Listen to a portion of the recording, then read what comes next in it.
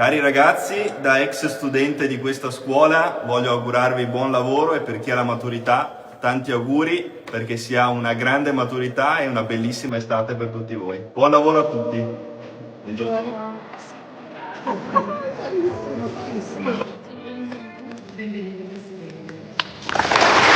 Io vi invito a vivere anche questi anni, uscire dagli schermi il più possibile e avere esperienze di condivisione persona a persona in mezzo alla gente, in mezzo ai vostri coetanei, in mezzo ai vostri amici, perché sono cose che poi non tornano.